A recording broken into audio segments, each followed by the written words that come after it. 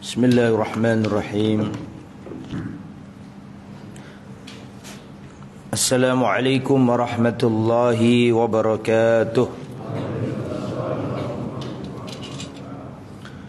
Innal hamdalillah nahmaduhu wa nasta'inuhu wa nastaghfiruh wa na'udzu billahi min shururi anfusina wa min sayyiati a'malina. من يهده الله فلا مضل له ومن يضلل فلا هادي له وأشهد أن لا إله إلا الله وحده لا شريك له وأشهد أن محمدا عبده ورسوله لا نبي ولا رسول بعده اللهم صل وسلم وبارك على نبينا وحبيبنا محمد وعلى آله وصحبه أجمعين اللهم انصر إخواننا المستضعفين في غزة اللهم انصر إخواننا المستضعفين والمجاهدين في سبيلك في فلسطين اللهم انصرهم يا رب العالمين أما بعد إخوة الإيمان رحمني ورحمكم الله.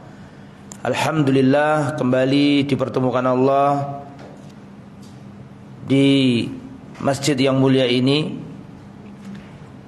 Semoga perjalanan kita ke tempat ini menggugurkan dosa-dosa kita. Wassalatu wassalam ala Rasulillah, dan semoga salawat serta salam tetap tercurahkan kepada baginda kita yang mulia Nabiullah Muhammad sallallahu alaihi wasallam, yang telah membimbing kita, menuntun kita, dan menjelaskan kepada kita mana yang hak, mana yang batil, mana yang benar, mana yang salah, mana yang halal, mana yang haram. Semoga salawat serta salam tetap terlimpahkan kepada beliau, para keluarganya, para sahabat, dan seluruh umatnya yang setia berjalan di atas sunnah dan ajarannya. Dan kita doakan semoga saudara-saudara kita di Palestina, tepatnya di kota Gaza, semoga dalam lindungan Allah Subhanahu wa taala, dimenangkan dari musuhnya. Amin ya rabbal alamin. Kita lanjutkan kajian kitab Kaifa Amalahum, dan kita masih dalam pembahasan ta'amulun nabi ma'a jiranihi, bagaimana interaksi Nabi dengan para tetangga. Antum tahu kira-kira tetangganya Nabi siapa saja? Al-Hafidh Ibnu Hajar Al-Asqalani menjelaskan kepada kita siapa saja tetangganya Nabi.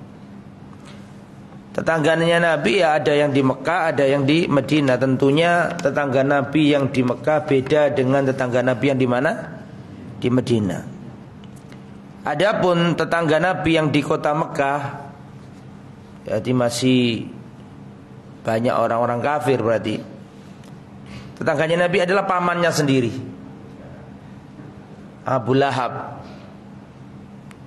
Kemudian Al-Hakam ibn Al-As bin Umayyah, masih kerabatnya Nabi, Abdus Syams. Kemudian Uqbah bin Abi Mu'aid, penjahat semua ini. Wa Adi bin Hamra al-Thaqafi, wa Ibn al-Asda al-Hudali, kanu jiranuhu. Itu adalah tetangga-tetangga Nabi ketika di Mekah. Lam yuslim minhum ahadun, tidak ada yang masuk Islam kecuali satu tok yang masuk Islam, yaitu Al-Hakam bin Abil As. Al-Hakam bin Abil As. Al-Hakam bin Abil As. Wa kana ahadum yatrahu alaihim rahimasyat wa huwa yusalli. Bahkan salah seorang dari tetangga Nabi itu melempari Nabi rahimusat, tali jeruannya apa? Kambing. Ada lagi yang unta, ada lagi. Tapi ini kambing. Dilemparkan ke Rasulullah sedangkan Rasulullah sedang sholat. Maka Rasulullah berkata, ya Bani Abdi Manaf, ay jiwarin hadha. Wahai Bani Abdi Manaf, tetangga macam apa kalian ini? Abdi Manaf masih keluarganya Nabi kan? Kan sudah sering saya jelaskan. Di kota Madinah siapa aja? Kita baca. Walaqad kana lin-nabi fil Madinah jiranun minal ansar wa minal muhajirin. Ketika Nabi ada di Madinah, otomatis pindah dan tetangganya pun beda. Kalau tadi di Mekah tetangganya kurang bagus akhlaknya, maka ini beda. Ketika hijrah di Madinah, otomatis tetangganya Nabi ya para sahabat. Ba'duhum muhajirin wa ba'duhum ansar. Sebagian muhajirin, sebagian ansar. Adapun tetangga Nabi yang muhajirin, yaitu yang pertama Sa'ad bin Ubadah. Sa'ad bin Ubadah ini adalah pembesar suku Khazraj. Pembesar suku Khazraj. Jadi orang Ansor itu punya dua Sa'ad. Sa'ad bin Ubadah dan Sa'ad bin Mu'ad. Kalau Sa'ad bin Mu'ad itu pemuka Aus. Kalau Sa'ad bin Ubadah itu pemuka Khazraj. Kemudian juga Abdullah bin Amr bin Haram. Ini adalah bapaknya Jabir bin Abdullah. Kemudian tetangga Nabi yang lain adalah Abu Ayyub Al-Ansari. Kemudian tetangga Nabi yang lain As'ad bin Zurarah. As'ad bin Zurarah termasuk orang-orang yang awal masuk Islam. Ya, As'ad bin Zurarah ini, panjenengan masih ingat enggak siapa sahabat Nabi yang diutus Nabi pertama kali ke Madinah untuk dakwah sebelum dihijrahi? Siapa sahabat Nabi itu? Enggak boleh dilalekno lagi. Rasulullah sebelum hijrah ke Madinah, Rasulullah kan ngutus seorang dulu untuk babat alas di sana. Prepare di sana. Kalau siap dihijrahi baru Rasulullah hijrah. Lah siapa sahabat yang ditugaskan Nabi babat alas hijrah pertama kali? Siapa? Mus'ab bin Umair. Mus'ab bin Umair ketika nyampe di Madinah, di Yathrib, siapa yang menolong, mengasih tempat, membackup, memfasilitasi dakwahnya siapa? Ya ini As'ad bin Zurarah, sahabat Nabi yang awal-awal masuk Islam dari kalangan Ansor.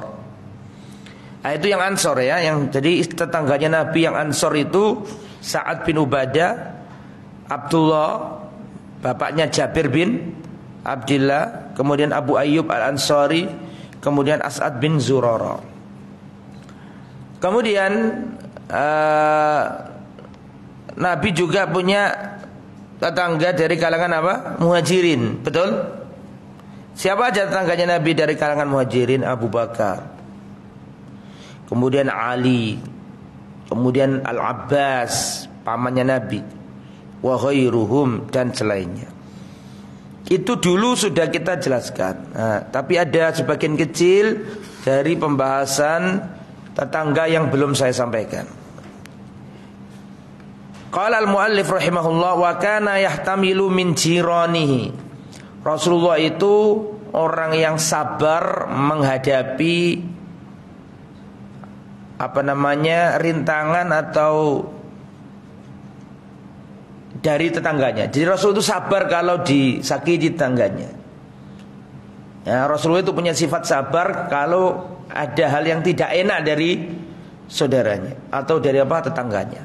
Nah, termasuk akhlaknya seorang muslim, hendaklah dia itu punya sifat tahammul. Jadi punya kesabaran dalam menghadapi tetangga. Mari kita baca. Dan itu diajarkan Nabi kepada para sahabat. Jadi kalau ada tetangganya yang ngerewok dia, ngerepotin dia, itu harus sabar. Perhatikan. An Ummi Salamah radhiyallahu anha, dari Ummu Salamah istrinya Nabi. Qalat, Ummu Salamah ini istrinya Nabi yang dicemburui siapa? Siti Aisyah. Dan sudah sering saya sampaikan ke jenengan. Dari Ummu Salamah qalat, Ummu Salamah bersabda, bainama ana ma'a Rasulillah fi lihafin, ketika aku bersama Nabi di selimut yang sama, berselimut, idza khalat syatun lijarin lana, tiba-tiba masuklah kambing milik tetangga kami. Ya. Kalau di kota nggak ada kambing. Kalau di desa yo kambing, yo ayam. Kalau di desa ini ya. Kalau di kota kayaknya nggak ada. Kata Ummu Salamah, ketika kami sedang di tempat tidur satu selimut sama Nabi, tiba-tiba ada apa tadi? Kambingnya tetangga masuk. Fa akhadat qarsotan lana. Kemudian itu kambing ngambil khubz, roti. Jadi mau ya kambing dengan roti ternyata. Maulah kambing. Jadi roti yang ada di rumah Nabi, kebetulan di rumahnya siapa tadi? Ummu Salamah, dimakan sama kambing itu. Faqumtu ilaiha, kata Ummu Salamah, aku langsung berdiri menuju kambing itu, domba itu. Fa akhadathu min baini lahyaihi, maka aku ambil di antara dua rahangnya. Dua rahangnya ya berarti ya mulutnya diambil. Enggak tahu pakai apa ya, intinya gitu. Nah, intinya dicegah begitu. Diambil begitu, ditarik lah begitu. Faqala Rasulullah, perhatikan. Faqala Rasulullah sallallahu alaihi wasallam, "Maka yanbaghi laki an tu'anni fiha." Tidak boleh wahai Ummu Salamah kamu kerasi kambing itu. Subhanallah. Padahal wis gondol apa tadi? Roti. Maka yanbaghi laki an tu'anni fiha innahu la qalila min adal jar. Ya, tidak ada sedikit, tidak ada kata sedikit dalam menyakiti tetangga. Sedikit pun enggak boleh. Meskipun sekedar nyakiti apa? Kambingnya enggak boleh. Ai adal jar li jar ghairu maghfur. Ai maksudnya adalah menyakiti tetangga itu enggak bisa dimaafkan. Wa in kana qalil, meskipun sedikit. Karena urusan dengan hak anak Adam itu berat daripada urusan dengan haknya Allah. Kalau urusan kita dengan haknya Allah, sholat malam, minta ampun, selesai. Allah itu punya sifat ghafur. Menungso gak punya sifat ghafur. Makanya Nabi gak mau. Biarkan sudah, ikhlaskan begitu. Nah, itu kan Rasulullah ngajari kita sabar dalam bertetangga. Ya. Wa in kana qalila qadri, meskipun itu hal yang ringan tapi enggak boleh menyakiti tetangga. Lakinnahu katsirul wizri, tapi itu besar dosanya. Ya.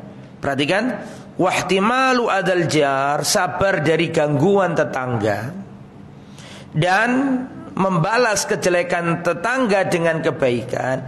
Inilah seutama-utama akhlak. Saya ulangi ya. Tahan, sabar dari gangguan tetangga dan membalas keburukan tetangga dengan kebaikan min arfa'il akhlak, termasuk setinggi-tingginya akhlak. Sampai-sampai Al-Hasan berkata, perhatikan, Al-Hasan ini mungkin Al-Hasan Al-Basri berkata, perhatikan, laisa husnul jiwar kafal adha. Bukanlah berbuat baik kepada tetangga itu kamu enggak menyakiti tetangga. Walakin husnal jiwar, tetapi berbuat baik kepada tetangga adalah ihtimalul adha, engkau sabar dari gangguannya. Saya ulangi ya. Bukanlah ada bagus bertetangga itu kamu enggak nyakiti tetangga. Kalau itu mah gampang, semua orang bisa. Saya ulangi ya. Jadi bagus bertetangga itu bukan engkau tidak nyakiti tetangga, tapi bagus bertetangga itu engkau sabar dari tetangga. Artinya kalau sekedar enggak nyakiti tetangga banyak yang bisa, tapi nek sabar dari tetangga akeh sing enggak iso. Kadang parkir jadi masalah, betul tuh? Betul apa enggak? Ya, tidak mau nyakiti tetangga banyak bisa, tapi sabar dari tetangga banyak nggak bisa. Hanya gara-gara parkir bisa rame. Kalau di orang-orang di komunitas tertentu gara-gara anjing bisa rame. Kan sama-sama punya apa? Anjing. Gara-gara apa lagi? Ya, nah itu. Kalau di desa gara-gara ayamnya tetangga datang ke apa? Pelatarannya tetangga yang lain. Nah, jadi termasuk orang tua juga gitu.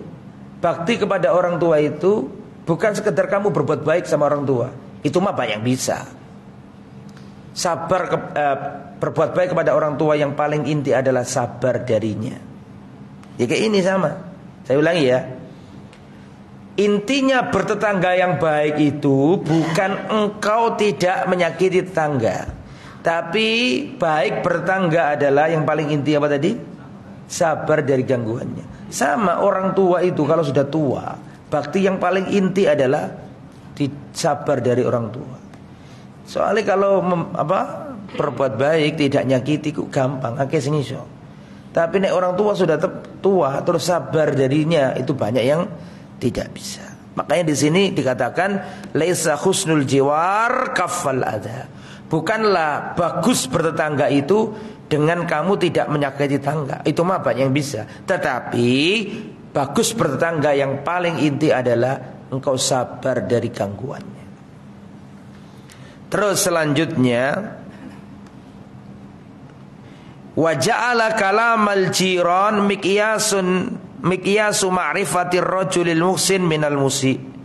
Rasulullah menjadikan ucapannya tetangga itu menjadi barometer Anda itu orang baik apa enggak baik. Jadi Anda itu orang baik apa orang tidak baik itu diukur dari komentar tetangga Anda kepada Anda. Perhatikan. An Abdullah bin Mas'ud radhiyallahu anhu qala, dari Abdul bin Mas'ud beliau berkata, qala rajulun li Rasulillah, datang laki-laki berkata kepada Rasul, kaifali an a'lama idza ahsantu wa idza asa'tu. Ya Rasul, bagaimana caranya aku mengetahui aku ini orang baik apa orang enggak baik? Ya Rasul, bagaimana untuk mengetahui aku ini orang bagus atau orang tidak bagus? Gimana caranya ya Rasul? Apa kata Rasul? Idza sami'ta jiranaka yaquluna an qad ahsanta faqad ahsanta. Jika engkau mendengar tetanggamu itu ngomong bahwa kau ini orang baik, maka insyaallah kamu orang baik. Wa in sami'tuhum berarti bisa jadi begini, saya ulangi. Jika engkau mendengar tetanggamu berkata kamu orang baik, berarti kamu orang baik. Mendengar gak mesti harus berhadapan langsung, tapi ente kerungu ya tetanggamu itu muji dirimu, berarti insyaallah engkau orang baik. Fa idza sami'tum yaquluna qad asa'ta, tapi kalau tetanggamu ngomong kamu orang yang enggak bagus, maka kamu enggak bagus. Karena apa? Karena tetangga itu yang paling tahu karaktermu yang asli, termasuk istri. Makanya Nabi kan mengatakan khairukum, kata Rasulullah, khairukum li ahli. Sebaik-baik di antara kalian adalah yang paling baik dengan apa? Istrinya, kata Nabi. Karena orang yang paling dekat itulah yang paling tahu karakter asli seseorang. Ya, istri, diantaranya juga tetangga, kelihatan. Karena tetangga itu kan tukaran kerungu suarane. Kainaan nyentak anake, tanggane kerungu suarane. Jadi makanya nek tetanggamu ngomong kamu orang baik, insyaallah kamu orang baik. Tapi nek tetanggamu ngomong kamu orang buruk, berarti kamu orang buruk. Itu ya. Karena tetangga itu yang tahu sholat jamaah apa enggak. Kalau pulang ini malam apa enggak. Dia ini bagus enggak sama keluarganya, lebih tahu daripada yang orang-orang jauh. Tetangga lebih tahu. Wa arsadal jaro ila adami man ijarihi mimma yahtaju ilaihi. Dan Rasulullah memberi arahan kepada para tetangga agar tidak menolak apa yang dibutuhkan tetangganya. Kalau tetangganya datang minta sesuatu, minta tolong sesuatu, maka hendaklah tidak ditolak itu. Kita baca. An Abi Hurairah radhiyallahu anhu anna Rasulullah sallallahu alaihi wasallam qala, dari Abu Hurairah Rasulullah bersabda, idza sta'dzana ahadukum jaruhu an yaghriza khasbahu fi jidarihi falyamna'hu. Jika salah seorang di antara kalian Jika tetangga salah seorang di antara kalian minta izin untuk apa ini? Meletakkan kayu di di dindingnya, elok nyilih gedeke. Fala yamna'hu. Enggak boleh ditolak. Gimana nerap zaman saiki? Wis aku gadek nembok iki ya wis elok temboke sampeyan. Allahu Akbar. Iso nglakoni. Ayo gak nggih tembok dhewe tak gasak awakmu kan gitu ya. Jadi sampai segininya. Ya, falamma haddas Abu Ta'ta urusahum. Ketika Abu Hurairah nyampaikan ini para sahabat Ta'ta urusahum. Sampai Abu Hurairah itu mengira bahwa mereka ini kurang setuju dengan hadis ini. Mali arakum anha murid. Kenapa kalian enggak setuju dengan hadis ini? Kurang gitu ya, yang bawa terjemahan gitu. Wallahi la armiyan nabiyya bin aktafikum qala wa madhabul Imam Ahmad anal jar yalzimuhu an yumakkin jarahu min wad'i khasabatin ala jidari idza ihtaja ila dzalik. Nah, perhatikan pendapatnya Imam Ahmad bin Hambal. Jika tetangga hendaklah seorang itu mempersilahkan tetangganya jika tetangganya itu meletakkan kayu ala jidari di temboknya. Idza taja ila dzalik walam yadurra bi jidarihi li hadza hadis sahih wal jumhur hamalul amra fil hadis ala nadb. Tetapi kata para ulama, ini jumhur ulama ya, mayoritas, ini enggak wajib tapi sekedar apa? Sunnah kata para ulama. Wan nahyu ala tanzih jam'an baina wa bainal ahadidal ala tahrimi malil muslim illa biridho. Kan ada hadis lain yang mengatakan tidak boleh seorang muslim mengambil haknya muslim lain tanpa ridhonya. Jadi itu kan memang dinding kan haknya yang punya asli gitu. Sehingga dikumpulkan para ulama ya tetap harus pakai apa? Izin. Tetapi Nabi ngomong begitu itu kan menunjukkan saking tingginya hak siapa? Tetangga. Terakhir. Setelah itu ganti bab, bukan tetangga lagi. Wa ja'ala suf'atal jiwari manduban ilai li ajli haqqil jiwar. Ada yang bawa terjemahan di sini. Diartikan apa, Pak?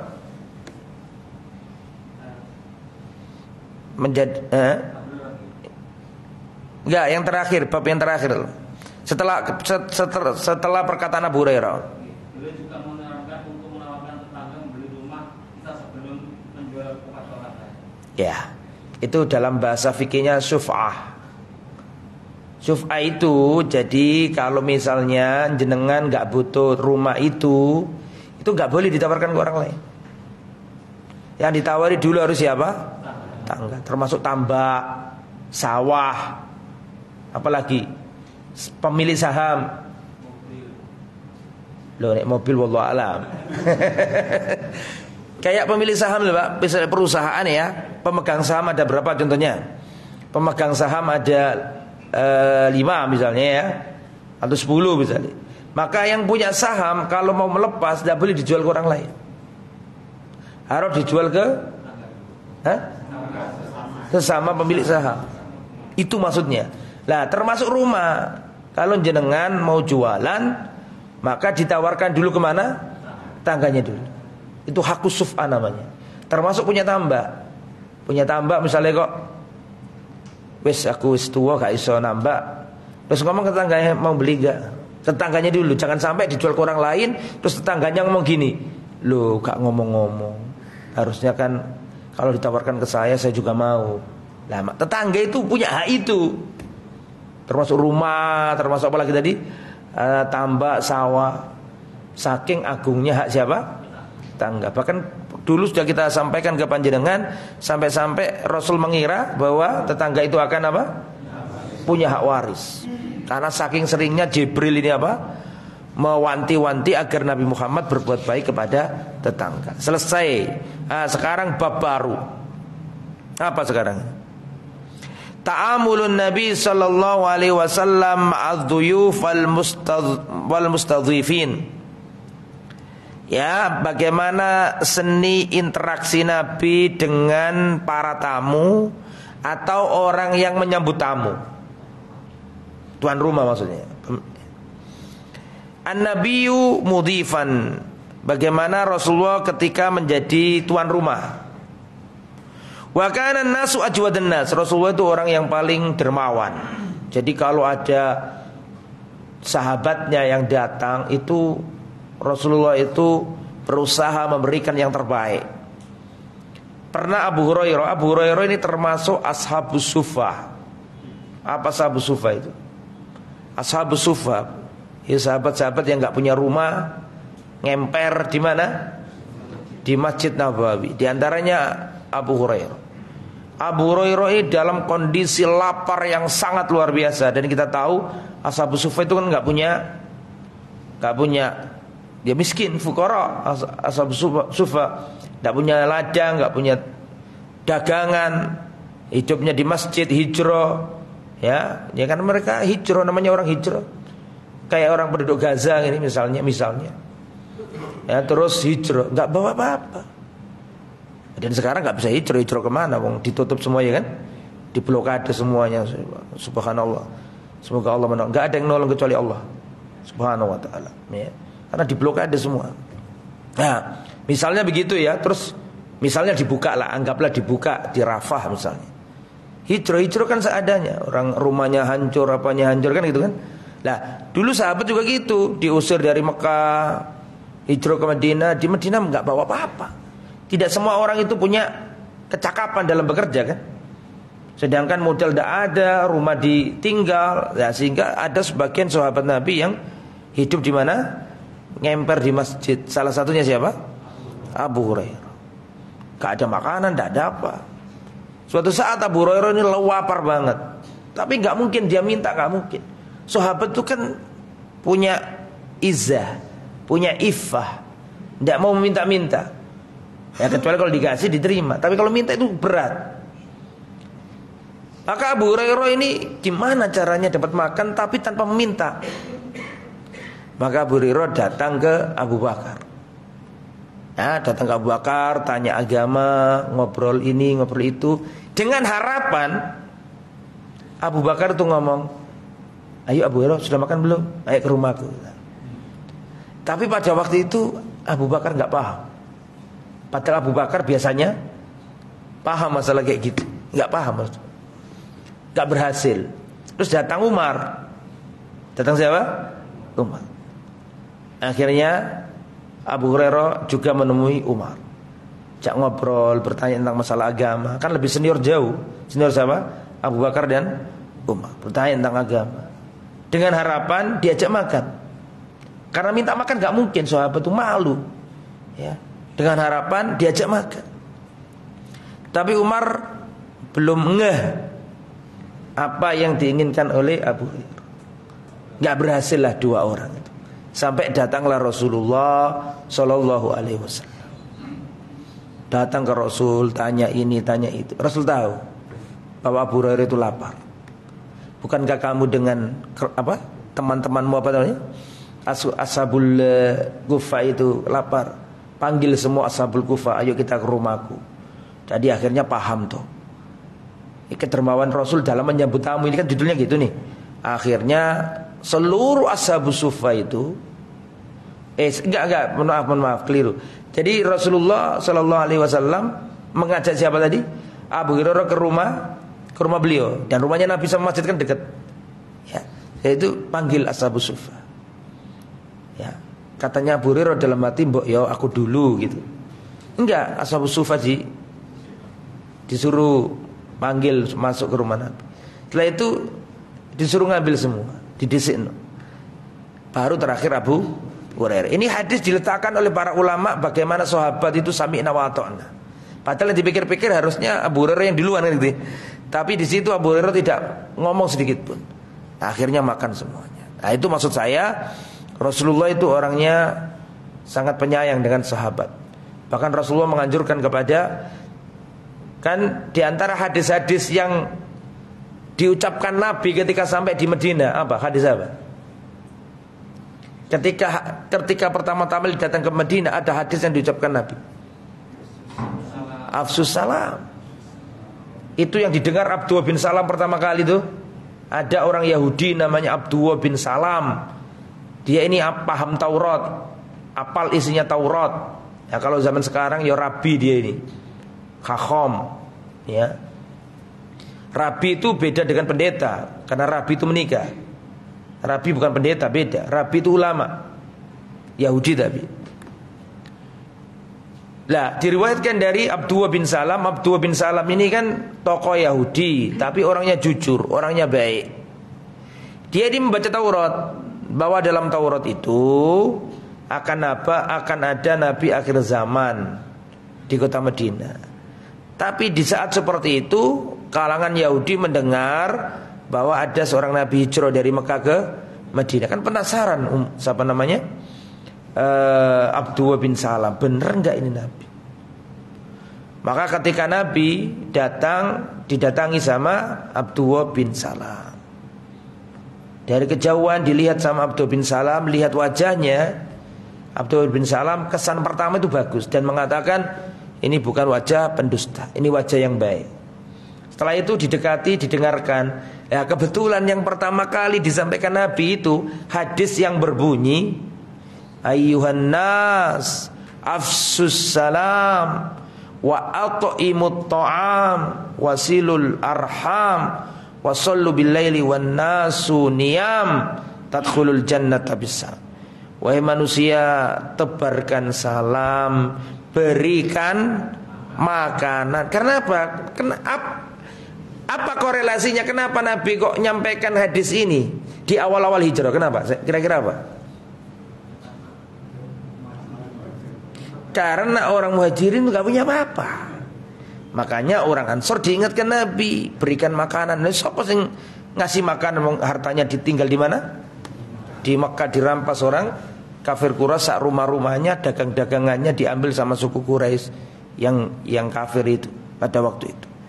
Nah, ini menunjukkan bagaimana Rasulullah sallallahu alaihi wasallam. Kita baca. Karena Rasulullah sallallahu alaihi wasallam ajwadan nasi bil khair. Rasulullah adalah orang yang paling dermawan dalam kebaikan. Wa kana ajwada ma yakunu fi sahri Ramadan, dan lebih dermawan lagi kalau di bulan Ramadan. Rasulullah itu dermawan dan lebih dermawan lagi kalau di bulan Ramadan. Rasulullah sallallahu alaihi wasallam pernah sholat begini. Setelah sholat kebiasaannya Nabi kan menghadap ke arah jamaah. Enggak. Ini setelah sholat Nabi langsung berdiri keluar masjid. Para sahabat heran, gak biasa-biasanya Nabi seperti itu. Ya. Setelah itu Nabi kembali. Ditanya oleh para sahabat, kenapa ya Rasul? Panjenengan setelah salam langsung apa? Keluar. Kata Nabi, tadi ketika sholat aku teringat dan mengganggu sholatku, karena di rumahku ada apa kira-kira? Ada potongan emas, lempengan-lempengan emas yang belum aku bagikan. Jadi Rasulullah itu kalau sholat kepikiran belum bagi. Kalau kita belum dapat, ya, kepikiran belum dapat. Kalau Rasul belum bagi. Nah ini ya. Karena Rasulullah sallallahu alaihi wasallam ahsanan nas wa kana ajwadan nas wa kana asja'an nas. Rasulullah itu manusia yang paling bagus. Bagus akhlaknya dan bagus wajahnya. Ya. Kalau panjenengan belajar kitab Syama'il Muhammadiyah atau Syama'ilun dikajikan di sini. Di masjid ini dikajikan. Ya, Rasulullah itu ganteng. Ya, baik wajah dan akhlaknya. Wajahnya Nabi rupawan. Ya, wajahnya orang Arab itu ada dua. Ada wajah Saif, ada wajah Qamar. Saif itu apa? Pedang. Qamar itu rembulan. Dan Rasulullah itu wajahnya lebih ke tipe yang rembulan. Tapi aja digambarno bunterser kaya jam dinding iku ya. Yang malah lucu lan ya. Tapi kan ada yang lancip, ada yang tidak lancip begitu. Dan Nabi itu yang tidak lancip. Wajahnya maksudnya. Dan juga akhlaknya. Wa kana ajwadan nas, Rasulullah itu orang yang paling dermawan. Wa kana asja'an nas, dan Rasulullah orang yang paling pemberani. Wa hadhihi ummul mukminin Khadijah ummul mukminin. Beliau adalah orang yang paling tahu tentang Nabi dan mensifati Nabi. Khadijah berkata, fa wallahi, demi Allah, innaka latasilur rahim. Engkau wahai suamiku adalah benar-benar orang yang nyambung tali rahim. Ini diucapkan ketika, perhatikan, kenapa Khadijah kok ngomong kayak gitu? Apa eventnya? Jadi Khadijah mengatakan, wahai suamiku, wallahi kamu itu orang yang paling nyambung tali rahim. Kamu itu orang yang paling jujur. Kamu itu orang yang paling bantu orang yang lemah, bantu orang yang susah. Kapan Khadijah ngomong gitu? Ketika Nabi habis dari gua Hira ketakutan, dan Nabi berkata kepada Khadijah, inni khasyitu ala nafsi. Aku takut ada sesuatu yang akan menimpaku. Gak lazim, aneh. Ini peristiwa yang gak masuk akal. Nabi didatangi makhluk yang aneh, didekap, terus dapat wahyu, Iqra bismi rabbikal ladzi khalaq, sampai 5 ayat kalau gak salah. Sedangkan Nabi gak punya pengetahuan sebelumnya tentang kejadian seperti itu. Maka Khadijah menenangkan Nabi. Dan Khadijah berkata, wahai suamiku, kau ini orang yang nyambung tali rahim. Kau ini orang yang menjamu tamu. Kau ini orang yang berkata jujur. Kau ini membantu orang yang susah. Kau ini membantu orang yang terdolimi. Kamu ini memuliakan tamu. Ya, la yukhzikallah. Enggak mungkin Allah ini menghinakan dirimu. Arju an takuna nabiyya hadhil ummah. Aku berharap kau akan menjadi nabinya umat ini. Yaitu eventnya, kenapa kau Khadijah ngomong seperti itu.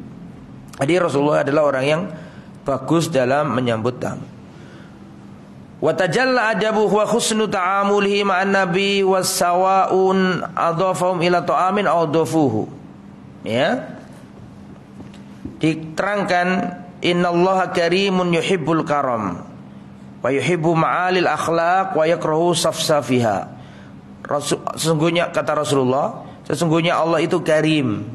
Karim itu artinya apa?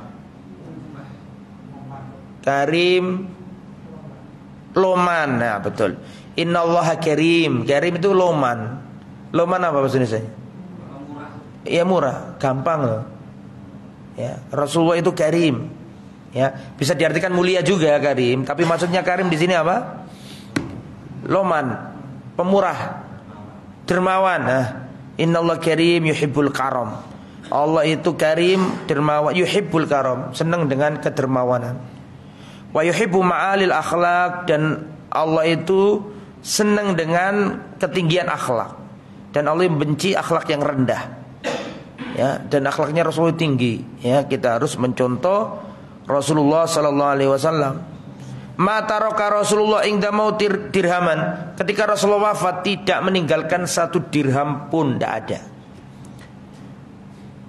Wala dinaron, Rasulullah wafat tidak meninggalkan 1 dinar pun, tidak meninggalkan. Wala abdan, dan Rasulullah tidak punya budak. Wala amatan, termasuk budak perempuan. Wala syai'an, tidak punya apa-apa. Illa baglatahul bayda, kecuali bigholnya yang berwarna putih. Apa nama bigholnya? Halo, apa bigholnya Nabi namanya? Duldul rahimahullah. Ya, yang sudah kita ceritakan itu kan, wafat di zamannya Muawiyah itu, panjang ceritanya. Duldul didapat dari siapa? Rasulullah kok punya duldul itu loh. Jangan lupa, dari siapa? Dari Mukaukis, raja Mesir, ya, Kristen. Dikasihkan Nabi dikasih Maria, dikasih duldul, dikasih apa lagi dulu? Siren. Tapi siren itu dikasihkan ke Hasan bin Sabit. Ya. Lah Rasulullah enggak punya apa-apa. Jadi Rasulullah itu wafat ya, enggak punya dirham, enggak ninggalkan dirham, dinar. Tidak juga budak laki-laki, budak perempuan, tidak ninggalkan apa-apa. kecuali apa tadi? Baghlah. Apa dari baghlah? Bighal. Bighal itu hewan campuran antara kuda dan keledai. Wasilahuhu dan apa senjata. Wa ardhon ja'ala shadaqah, dan Rasulullah punya tanah. Ya ini yang bikin geger Abu Bakar dengan siapa? Fatimah.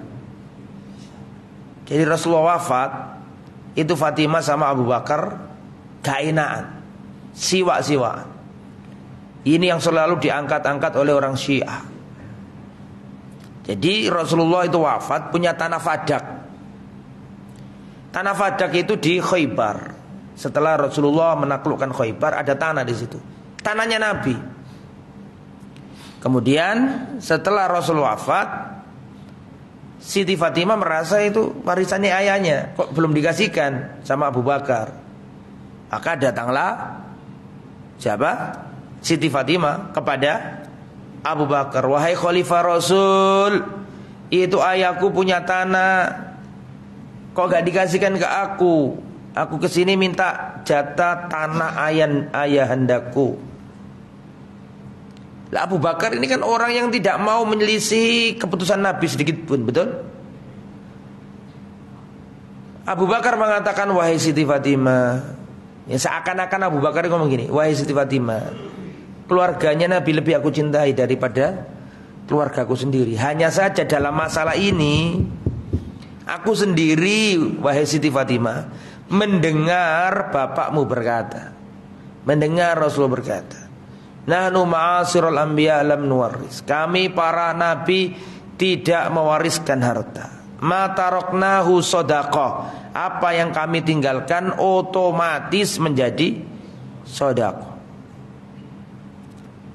Gara-gara ini Siti Fatimah tidak mau, kata orang Jawa, tidak apa berarti? Iya, tidak mau bertegur sapa sama Abu Bakar sampai sakit. Kan selisih umurnya Nabi sama Siti Fatimah berapa? Bukan, selisih wafatnya 6 bulan doang. Jadi gara itu langsung sakit. Sakit, wala nggak mau sama Abu Bakar. Sampai terakhir menjelang wafat, Abu Bakar datang, ada Ali di situ. Maka Ali datang kepada Fatimah dan menyampaikan bahwa Khalifah ingin ketemu. Terus dilobi sama Ali dan akhirnya mau ketemu, dan alhamdulillah keduanya saling memaafkan. Di antara yang menunjukkan bahwa sikapnya Abu Bakar itu sudah benar adalah nanti ketika Ali jadi khalifah, Ali juga nggak mengambil tanah Fadak itu. Padahal kan kalau seandainya itu haknya Rasul, berarti kan Fatimah dapat, meskipun Fatimah wafat, berarti kan haknya Ali sama Husain. Bisa dipahami tak? Bisa dipahami kan? Tapi toh meskipun Ali jadi khalifah, Ali nggak mengambilnya sebagai warisan untuk Hasan dan Husain. Berarti sebenarnya Ali juga setuju dengan pendapatnya Abu Bakar, cuma menghormati siapa? Fatimah. Kemudian Rasulullah sallallahu alaihi wasallam bal tufiya wa dir'uhu marhunatun ingda yahudiyin bi 30 so'an min syairin. Bahkan Rasulullah itu wafat sedangkan baju besinya dir'nya Nabi itu tergadaikan di samping orang Yahudi. Di samping orang apa? Yahudi. Bi 30 so'an, yang seharga atau digadaikan di orang Yahudi karena Nabi punya utang. Apa itu utangnya Nabi? Jadi Nabi itu wafat punya utang, tapi utang yang berjamin ya istilahnya ya. Jadi gak ada masalah karena ada jaminan, yaitu berupa baju besi. Apa Rasulullah pinjam apa ke orang Yahudi itu? Salasina so'an, 30 sok gandum, 30 sok. Satu sok 4 mud. Sok gak ngerti, mud juga gak ngerti. Jadi Nabi itu pernah pinjem 30 sok. 30 sok, satu soknya itu 4 mud. Satu mud itu segini nih. Satu sok itu 1, 2, 3, 4. Berarti 4 mud kali berapa? 30. Berarti berapa seginian? 120 seginian. Takaran bukan berat ya. Jadi kalau dikonversi ke kilogram ya wallahu a'lam. Ya, mungkin pertanyaannya satu. Itu ngapain Nabi kayak gitu kok sampai datang ke Yahudi beli makanan dengan jaminan baju besi? Kenapa Nabi kok lebih memilih Yahudi? Karena Nabi nggak mau. Itu kalau pinjam Abu Bakar nggak usah pinjeman itu, langsung dikasih aja. Betul? Karena Nabi tahu seandainya pinjam sahabat nggak ada yang mau dipinjemi, langsung dikasih. Dan Nabi itu nggak mau kayak gitu. Nabi itu punya izzah, punya iffah, nggak mau minta-minta, nggak mau. Makanya Nabi lebih baik muamalah sama orang Yahudi supaya orang Islam gak ono sing ngerti nek Nabi ini kekurangan. Bayang no. Saking apike Nabi. Iku nek zaman saiki ngono langsung telepon kon kadhe beras awakmu ya. Kirim nang. Ini ndak ini. Lebih baik nyilin nang mung Yahudi. Saking enggak maunya apa? Mengganggu dan merepotkan dan itu menurunkan harga diri. Kalau sampai minta-minta, enggak mau Nabi. Gagah Nabi itu. Meskipun dalam ekonomi gagah, enggak mau menunjukkan kelemahan. Gitu ya. Terus kana Nabi sallallahu alaihi wasallam yaj'al ikramad dhaif min alamatil iman. Rasulullah menjadikan bahwa pemuliaan terhadap tamu itu bagian dari iman. Man kana yu'minu billahi wal yaumil akhir falyukrim dhaifahu. Barang siapa beriman kepada Allah dan hari akhir, hendaklah dia memuliakan tamunya. Dan ada riwayat seorang nabi dan sahabat, masih ingat itu? Diterangkan enggak itu di sini? Oh, nanti diterangkan. Kita baca dulu dari Abdullah bin Abbas, khataba Rasulullah sallallahu alaihi wasallam yaum Tabuk. Rasulullah pernah berpidato di perang Tabuk. Perang Tabuk ini perang yang melawan Romawi. Ada 3 sahabat Nabi yang tidak ikut jihad. Di antaranya siapa?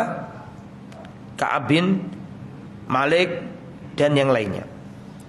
Ketika perang Tabuk itu Rasulullah berpidato, ma fin nasi mithlu rajulin akhadha bi anani farasihi fayujahidu fi sabilillah wa yajtanibu sururan nasi wa mithlu rajulin badin fi ghanamihi yakri dhaifahu wa yuaddi haqqahu.